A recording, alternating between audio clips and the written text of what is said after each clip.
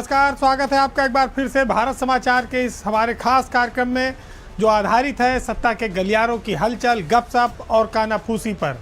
तो चलिए शुरू करते हैं पावर सेंटर।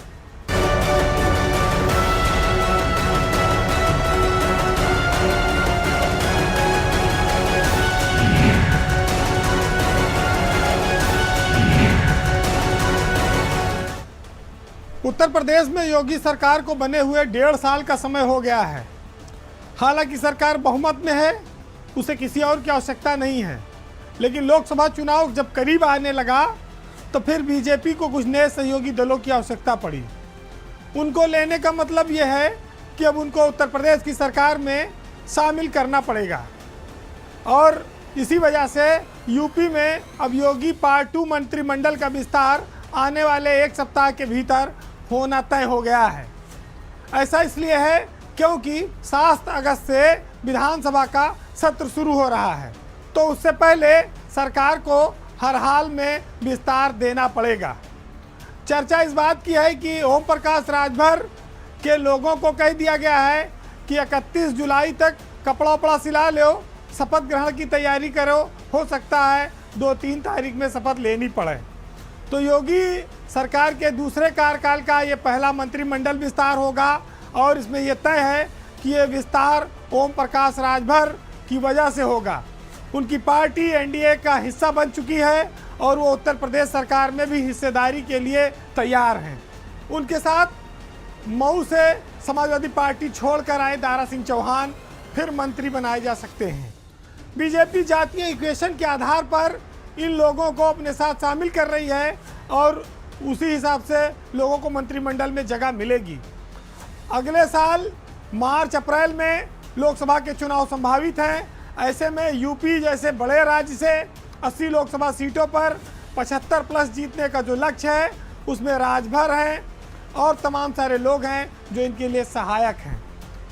मंत्रिमंडल का विस्तार अनिवार्य है, लेकिन इस बात की भी लोगों में जिज्ञासा है कि क्या खाली यही 2 नाम हैं या इसके अलावा कुछ और लोगों की भी किस्मत खुलेगी, चटकेगी, लॉटरी निकलेगी। क्योंकि मंत्रिमंडल में अभी मात्र 52 मंत्री हैं, 8 जगहें खाली हैं। उत्तर प्रदेश में बीजेपी चाहे तो 8 लोगों को नए मंत्री वो बना सकती है।